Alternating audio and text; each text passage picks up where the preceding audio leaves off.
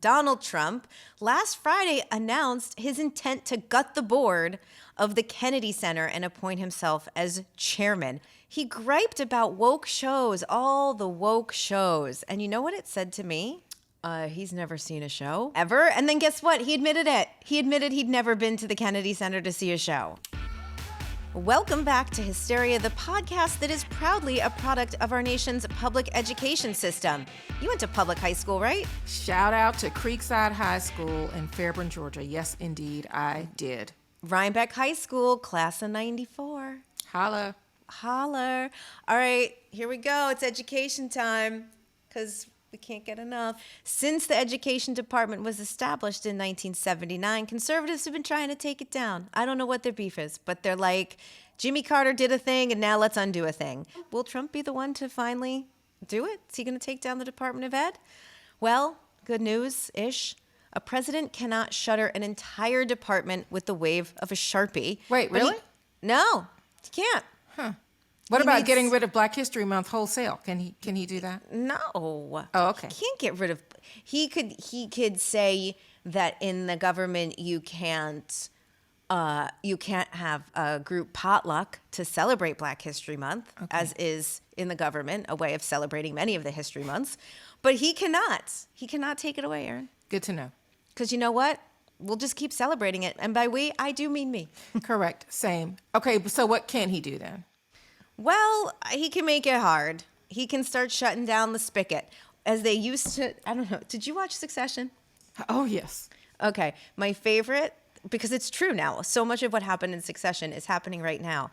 But do you remember the episode where they're in Italy for the wedding and Shiv says Tom has to go do an interview with a magazine. She goes, "You going to go turn on the old bigot spigot?"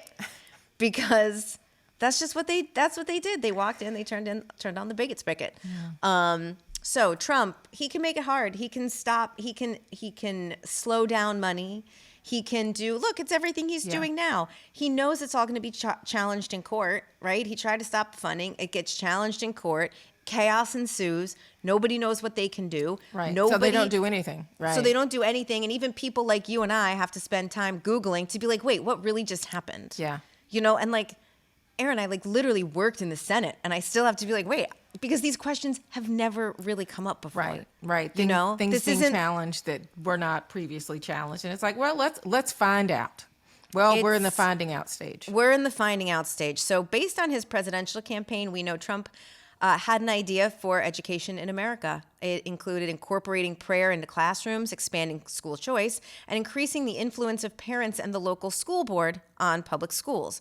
The Department of Ed has a $268 million budget. No, billion. B. Billion. With oh, a B. my God. What'd I say? With a B. With a B.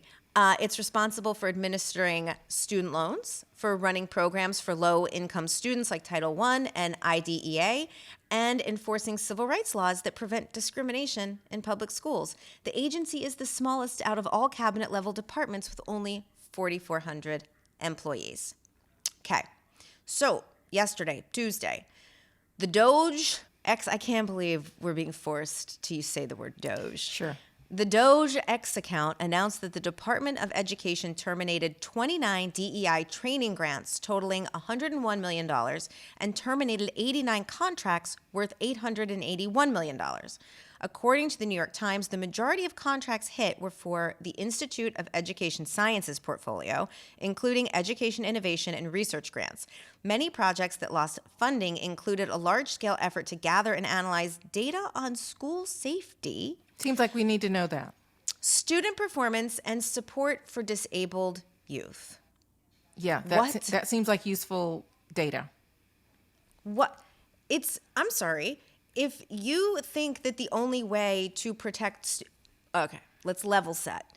MAGA, when you talk about school shootings and school safety, they're like, listen, guns are not the problem. School safety is the problem. This is something they definitely need to be held to account for because, but again, so much happens every day, every minute of every day, that they're just like vomiting out of their Doge X accounts and other things from the White House that we can't keep up. If they think that guns aren't killing kids, which they are, and school safety is what we need to keep kids safe, and they're cutting that, Erin, I have a question.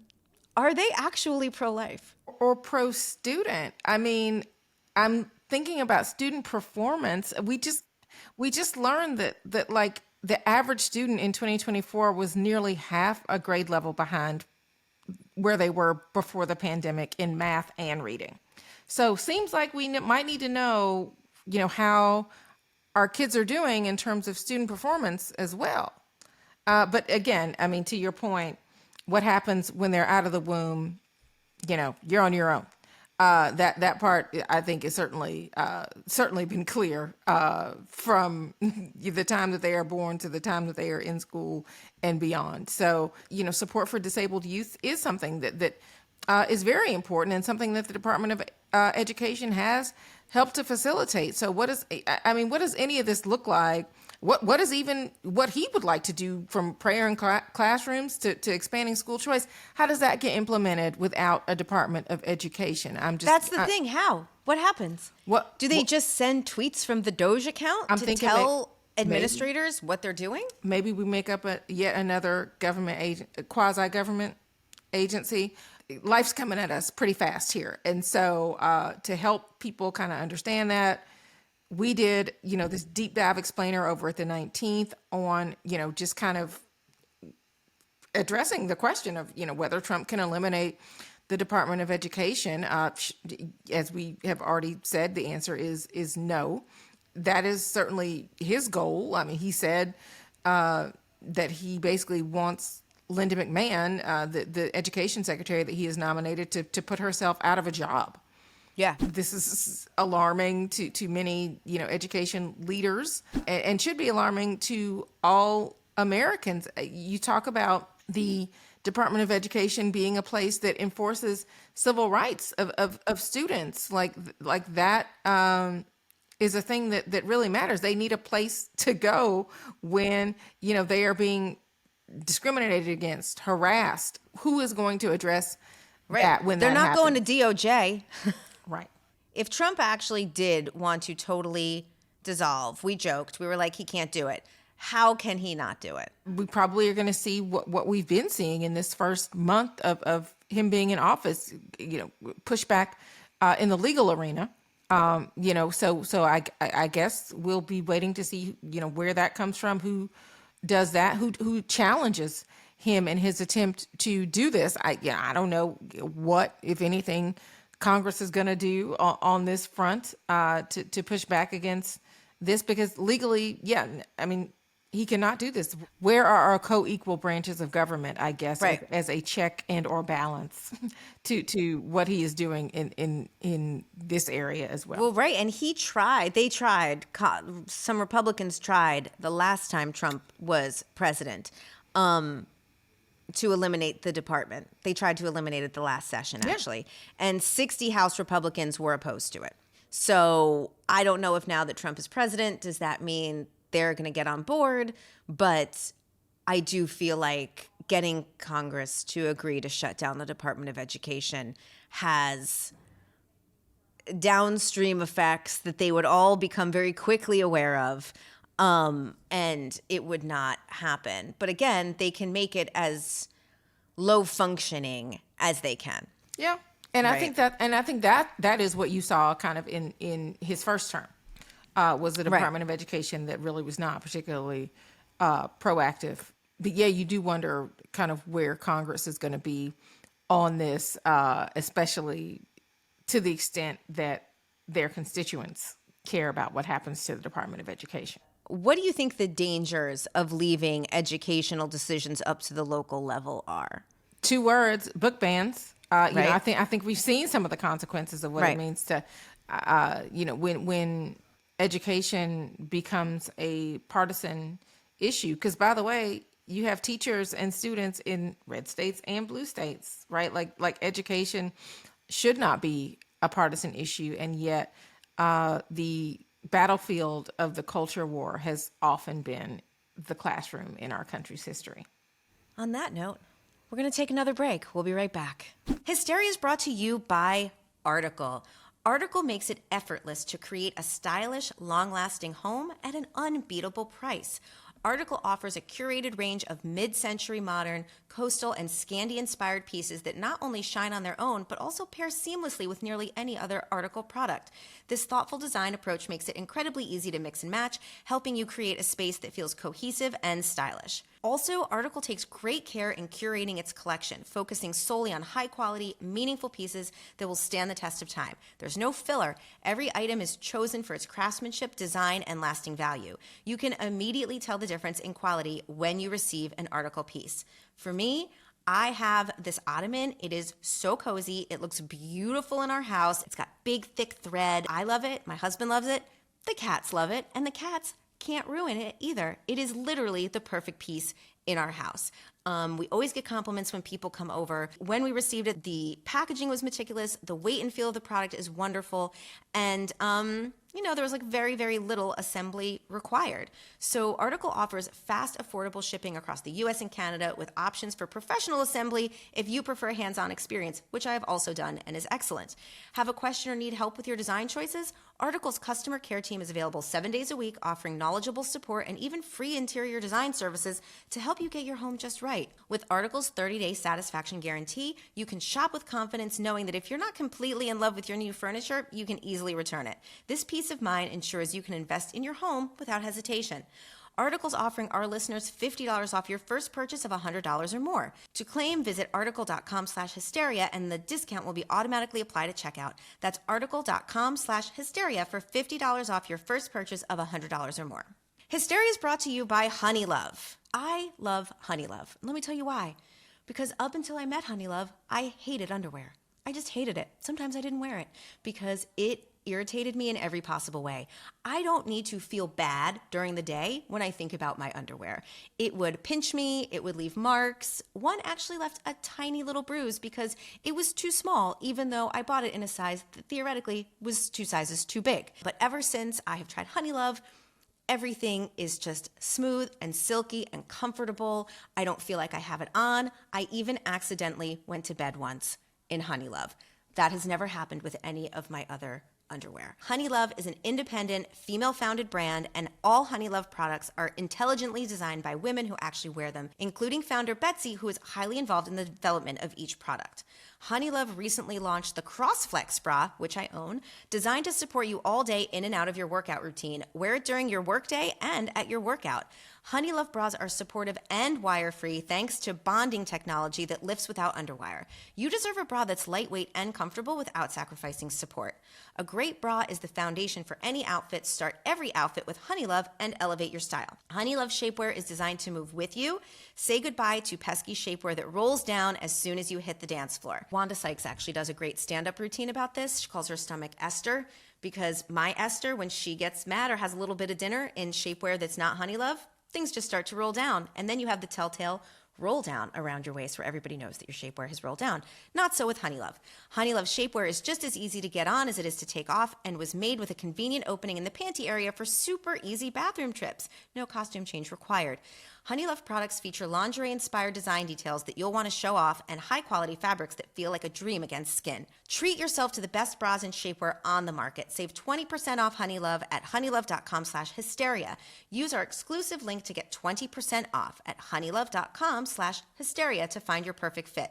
After you purchase, they'll ask where you heard about them. Please support our show and tell them we sent you. Elevate your comfort, elevate your style with Honeylove. Welcome back to Hysteria, the podcast that doesn't think the president could identify good art if it looked him in the eye. We got news in the arts this week. Yes. A little bit. Okay. So the man who would prefer to be king instead of president, Donald Trump, last Friday announced his intent to gut the board of the Kennedy Center and appoint himself as chairman. I'm sorry, does he have not enough jobs to do? Apparently, this is now, what it means to be presidential. His reasoning for the takeover, as you can imagine, is to rid the center of woke. He griped about woke shows, all the woke shows. And you know what it said to me? He's never seen a show ever. And then guess what? He admitted it. He admitted he'd never been to the Kennedy Center to see a show. And yet he needs to do something about what is happening with these shows that he's never seen. Right. Just as a little primer for people who don't know that much about the Kennedy Center, it is in honor of President John F. Kennedy. Yeah. So that's a weird thing to attack unto itself, but National Cultural Center, the programming is entirely privately funded. It only receives federal funding for maintenance and operation, so it does have some component of federal funding. The reason I wanted to talk about this is because there are like real patrons and patriots of the arts, and the current and the chairman of the Kennedy Center for years and years at this point is David Rubenstein. David Rubenstein has, Erin, funded everything and anything that matters. He has taken so much off America's fucking plate. It is unbelievable. He led the effort financially out of his own, coffers to renovate and clean up and restore the Washington Monument, all the monuments,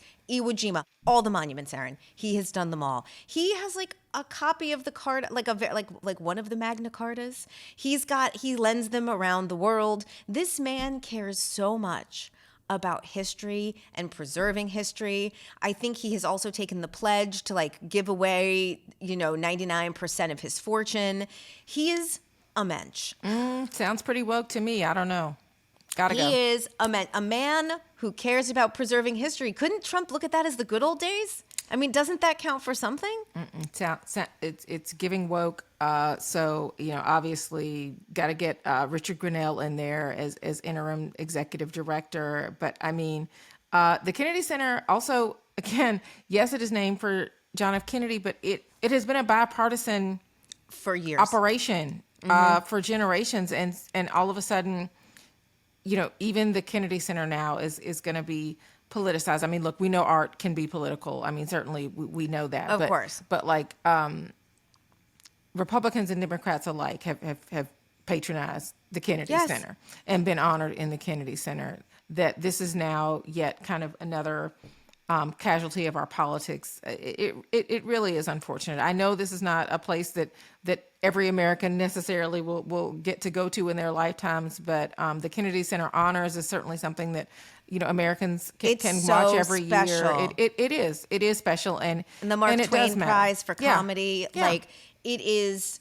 They do programming for students in the Beltway, But for me, I thought this one hit me hard because when I was growing up, it used to be that the Kennedy Center would air every Sunday night after Christmas, right? It was like or maybe it was either every Sunday night after Christmas or the 26th. I can't remember, but we would usually be at my Oma's house, and we would get in her bed and we would watch the Kennedy Center. And they were, especially back then, this is like the 70s, 80s. This is like.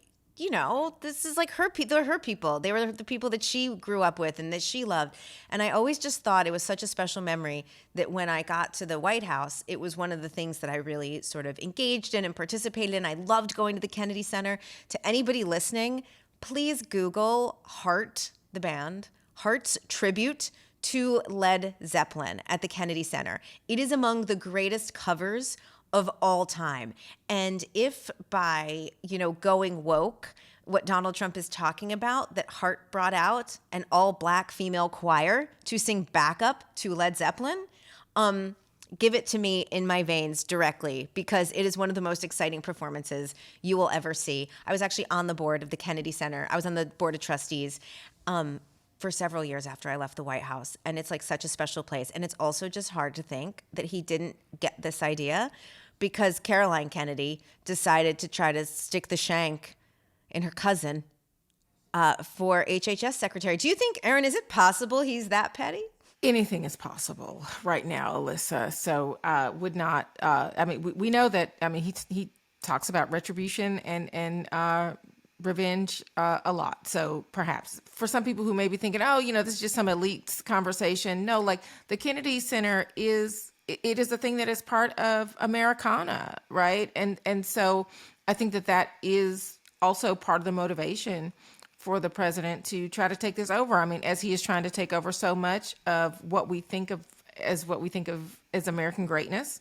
Yes. Right? Shaping what our perception of America is. This really strikes me kind of as I'm already thinking about and seeing him getting excited about America's 250th birthday next year because he's going to be in charge of planning that too. Oh, I had not thought about that. So, I mean, these are the kinds of, but you know, things like what happens at the Kennedy Center are part of how, part of the messaging of what America is about and who gets to be a part of that America. Also, I mean, while y'all are Googling Kennedy Center performances, Aretha Franklin, people. Aretha Franklin. And you know, I don't think I'm wrong about this, that the Kennedy Center, in an effort to open itself up more to the greater community, actually did all of this outdoor programming. They did new parks outside. And I think there's even like a skateboarding place for kids. I mean, they've really tried to grow and iterate with the community and bring in people who are just like not old white crusty people who I think would always have been seen, I guess, is the target demo, right, for the Kennedy Center. Yeah. But a couple years ago they had Neo with the National Symphony Orchestra. Oh no, my first time going to the Kennedy Center was when Nas performed. Oh yes, that's which right. Was epic. Like that was one of the best concerts, I mean, ever. With full symphony. He's in a tuxedo. It was insane. Anyway, yes. See, it's just, that's special, and you remember it. And so let's just hope that the old Kennedy Center can endure the next 4 years, because yikes. Yeah, that was the golden age of American art and culture. That was the golden age. Donald Trump, not your whatever. I mean, who's he going to get to perform? It's going to be Lee Greenwood 5 nights a week. Oh, goodness. I mean, no, seriously. I mean, like, because... I mean, clearly, if you have challenges getting people to perform at your inauguration, who are you attracting to the Kennedy Center? Exactly. And it's not that the Kennedy Center unto itself had problems ever attracting talent from all stripes of life, all walks of life. But when you actually go and make it political by making yourself the chairman, I'm just saying, feels like it could be hard. All right. Well, in a segment that Erin and I have decided to call "In Lighter, Nicer News," y'all need it. We know we've covered a lot here. We've covered a lot. This is, how'd you feel about the Super Bowl? Oh wow. Am still processing you mean the concert where there was also a game? Any of it? Okay. The whole thing. Yes, the Kendrick Lamar of it all. Still very much processing that. Obviously, shout out to Jalen Hurts. Very jealous of all my Philly peeps that are going to get to spend their Valentine's Day, at a parade. That feels awesome.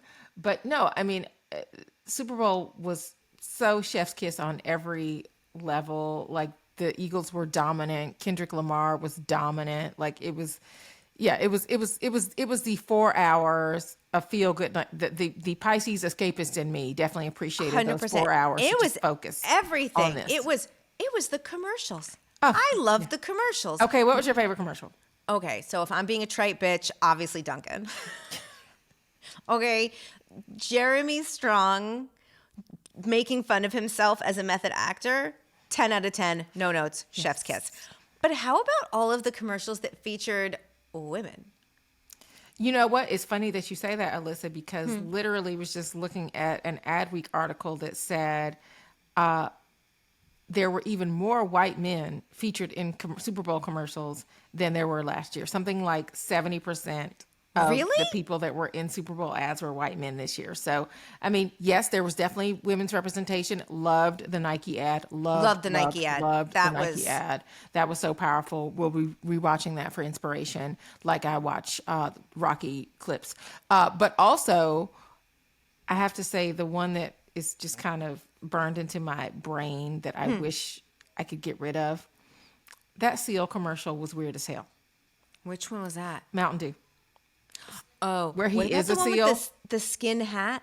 Oh, to be yes. That was freaky. A no. That was freaky. That was no. That came around a couple times. I blocked that out. I blocked that out. But also shocking number of mayo commercials. Right? And I will say I love Harry Met Sally, but the Jason Alexander one was actually, I think, funnier. Though the funny conversation around that when Harry Met Sally mayo ad was that all of my Jewish friends were like, that's some anti-Semitic shit. You put mayo on a corned beef sandwich. Whoops. And then they came back, they're like, no, it was turkey. And they're like, yeah, you should still just have gotten corned beef with mustard. Why did you have to do that? Wow. the inaccuracy. Also, Eugene Levy's eyebrows were freaky, and I will never unsee that as well. They were freaky. But in general, I went to bed late on Sunday night. I enjoyed the game. My husband, we were so excited. It's nothing in our apartment building right now. Like, we walk downstairs, you don't say hi to people. You just say go birds. Exactly. Right? It's like if you were in Hawaii, you just say aloha when you see people. It's just go birds. Yes. We have more reasons to be happy. Okay, you ready? Yes. What we got? Martha's back. Listen. Back. Yes. Okay. Okay, let's talk about it. Okay, so Martha Stewart's debut best-selling cookbook, Entertaining, will be reissued in October after spending years out of print. I love this so much. First of all, like Martha's renaissance has been a thing to behold. Okay, like ever since the Tom Brady roast, Martha's trajectory, like she's all the way back. If y'all have not watched the documentary, do yourselves a favor and binge that thing ASAP. It's amazing. It is so good. And I mean, like, yes, like Martha, reclaim everything that they tried to take away from you. Okay, like whatever. Mm-hmm. People kind of got back into cooking in the pandemic, I guess. And now that we're out of the pandemic and maybe entertaining again, having people over again. Like, yes, Martha Stewart is the trusty guide that we all need. Are we going to be as perfect as Martha Stewart? Probably not. No, but you know Probably what the difference is? I think in 1982, when the book came out, I was just a 6-year-old tiny baby cat. Sure. I think that if you were a woman maybe reading the book in 1982, you took that book as a threshold of perfection, right? Like, this is what I have to do to be the perfect housewife, to be this, this, and this. And I love so much the book coming out now, and I hope it comes out, like, literally, they just reprint the same book. I want the same book. But now I think that because the world has changed so much, you can actually just take it and love it and be like, I can do what I do. I can't do some of this stuff. You know, I can't do the level of perfection that Martha does, but maybe I am going to scoop out that pumpkin and turn it into a soup colander thing. You know what I mean? A soup tureen. Exactly. If I aim for the moon and I'm amongst the stars, then it's cool. Like, I'm not going to make this perfectly, but like, it's better than whatever I would have made without Martha. And I'd like to think too, the one thing I've gotten into as I've gotten older, because I cook enough. I'm a fine cook. I would say I'm a fine cook. I can follow a recipe. Right. But I like to read them like narratively. Like, I like to read a cookbook as I'm going to bed. Oh my God, what if Martha was doing this as an audiobook as well? Martha, are you listening? Do you hear our call? Do you hear our call? If you make this an audiobook, just make these recipes. Just turn this shit into a podcast, and I will follow along as I will too. Because I'm listening while I'm making dinner anyway. So, like, yeah. Can we two birds with one stone, Martha? I'm just saying, if you're hear listening, our plea. That is the way that you can 21st century this shit, is by just giving us an audiobook version of Entertaining. Would also if it is not the same, I will be hitting the yard sales to find my original copy.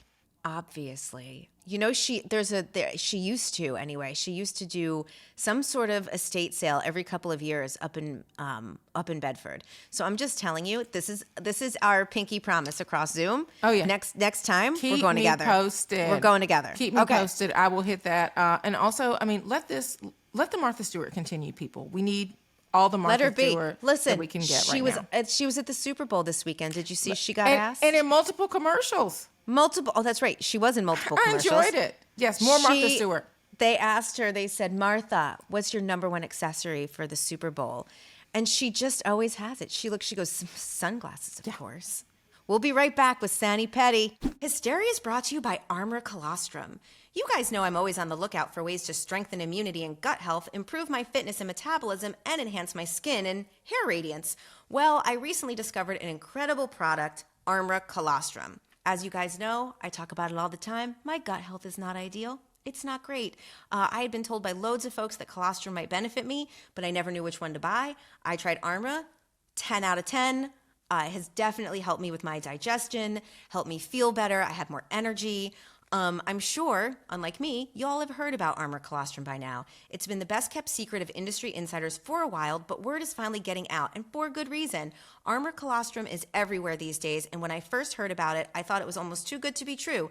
Thousands and thousands of people reporting absolutely transformational health benefits, tens of thousands of 5-star reviews, and life-changing stories. Well, I can confirm this stuff delivers. It strengthens my immunity. You can optimize whole body microbiome and strengthen your immune barriers along the mouth, sinuses, lungs, gut, urinary, and reproductive tract to guard against unwelcome particles for your strongest immune health. It combats bloating and helps you feel lighter. Probiotics are touted as a gut health solution, but they only address one part of the 4-part gut wall. And most products on the market are dead before they even reach your gut. Armor Colostrum naturally fortifies your entire gut wall system, optimizing your microbiome and strengthening the gut wall architecture, which guards against irritants that can trigger symptoms like bloating and constipation. Also, strengthens your gut barrier to guard against toxins, chemicals, and pollutants that can drive inflammation and slow down metabolism. Armor Colostrum helps enhance nutrient absorption, stabilize blood sugar levels, and modulate hormones like leptin that ignite your body's fat-burning capacity for your peak metabolic performance. It helps with hair growth. It enhances your skin radiance. Also, you reap strong benefits from antioxidants, whole food prebiotics, growth factors, vitamins, and regenerative peptides that have been shown in research to help reduce fine lines, enhance skin radiance, and activate collagen production, while also strengthening the skin barrier. And it harnesses the closely guarded secret of elite athletes, long prized for its unrivaled ability to take performance to its apex. Colostrum has been shown in research to help enhance nutrient absorption, promote lean muscle building, and improve endurance while fueling cellular repair regeneration for faster recovery. We've worked out a special offer for our audience. Receive 15% off your first order. Go to tryarmor.com/hysteria or enter Hysteria to get 15% off your first order. That's TRYARMRA.com/hysteria. Hysteria is brought to you by Lumen. Did you know that when your metabolism is working properly, you'll feel the benefits in literally every aspect of your life? I found a valuable tool that gives me insights to create a healthy metabolism for my body, and it's called Lumen. Lumen is the world's first handheld metabolic coach. It's a device that measures your metabolism through your breath. And on the app, it lets you know if you're burning fat or carbs and gives you tailored guidance to improve your nutrition, workout, sleep, and even stress management. All you have to do is breathe into your Lumen first thing in the morning, and then you'll know what's going on with your metabolism, whether you're burning mostly fats or carbs. Then Lumen gives you a personalized nutrition plan for the day based on your measurements. You can also breathe into it before or after workouts and meals so you know exactly what's going on in your body in real time, and Lumen will give you tips to keep you on top of your health game. So here's what I love about Lumen. Your metabolism is your body's engine. It's how your body turns the food you eat into the fuel that keeps you going. Sometimes it turns out when I'm feeling sleepy or lazy, I am not putting into my body the things that are actually going to keep it going. And because your metabolism is at the center of everything your body does, optimal metabolic health translates to a bunch of benefits, including improved energy levels, better fitness results, and for me, most importantly, better sleep. My sleep is terrible, and since using Lumen, it has definitely improved. Lumen gives you recommendations to improve your metabolic health. It can also track your cycle as well as the onset of menopause and adjust your recommendations to keep your metabolism healthy through hormonal shifts, so you can keep up your energy and stave off cravings. Take the next step to improving your health. Go to lumen.me/hysteria to get 20% off your Lumen. That is LUMENDOTME/hysteria for 20% off your purchase. Thank you, Lumen, for sponsoring this episode. Hysteria, the podcast that really can't wait a second longer for White Lotus Season 3. We're here. Have you read any of the reviews? No. I don't want any information. I don't want any spoilers. I just want to be back. I want to be back at the White Lotus experience. Here's my question for you. It drops Sunday at 10 p.m. Yes. Are you watching it live or are you watching it Monday at an earlier hour? No. I'm locked in. So I love that be for there. you. I'll be there. I mean, look, there's not that many opportunities for appointment TV anymore. So yes, I agree. Let's do it. And also, I mean, the Youngs on the Slack channels at the 19th, they are on it. Okay. So it'll get ruined for you. They're going to be talking about it on Monday if I am not caught up. Erin, I'm going to let you go first. Are you Sanny or are you petty? Oh, I am very petty. We are going to circle back around to something that we've discussed here on this pod. And that is this terrible Bridget Jones movie that is coming out. That This drops week. this week. Yeah, I think it drops Friday. Am I going to hate watch it? I'm still on the fence. Pretty furious about the storyline here, people. I don't want to ruin it for those of you who may be tuning in. But I love Bridget Jones. I was a Bridget Jones fan, and it just seems like they're about to ruin this for me. So I am petty in advance because my expectations for this movie not great. But we're not spoiling it for anybody because everybody... They spoiled it? They spoiled it. Oh, okay. We can spoil it. We're not Perfect. being assholes. So what about it, Erin, do you find so objectionable? I mean, here was poor Bridget. She's looking for love for so long. Finds love. Finally gets love. Ditches the bad boy. Gets rid of him. Finds love with Hugh Grant. And what happens? In this version of Bridget Jones, they kill him off. I can't believe it. They kill him off big style in Sex and the City, which we also didn't need, by the way, because Lord knows she waited long enough. That's What are we doing? What are we doing? Are we telling women that if they find love later in life, it will be for a shorter period of time? Like, what on earth? I mean, it seems like, I don't know, maybe it's just one big, Peloton and Kale ad for the men folk. I don't know. Did I ever tell you my Colin Firth story? No. Okay. This is embarrassing, but it's low-key humble brag, but it's a funny story. There's always a humble brag flex. You got it From sometimes. you. Oh, what does that mean? From I'm you. not telling the story then. I can't. Late. Nope. I'm being petty. You have to tell it now. All right. So once we were celebrating the Queen's Jubilee over in London. This is already a flex. This is already a fucking flex. Keep going. Here's where it goes. So the gang's all there. David Beckham, Nigella Lawson, the American delegation. Unfortunately, Alyssa gets the flu. This is pre-COVID, so getting the flu and going on with your day was a thing that you did back then. I got the flu. It was bad. And I'm like, I can't miss it. I was in charge of this whole event and we're in London. And so I just take so much cold medicine. And then as we're getting ready to leave to go over to the Winfield house, made famous by the Diplomat. Absolutely. I knew. See how I knew that reference because of the Diplomat representation matters. It is a reasonable replica. Okay. Everyone, the King's speech had just come out and everyone's telling Colin Firth. They're like, love the King's speech, love the King's speech. But I am both high on medication and a little drunk on champagne. Perfect combo. And they said, Alyssa, what's your favorite? And I was just honest. I said, well, I love Bridget Jones, but my favorite is Love Actually. I even have an impression. Erin, wow.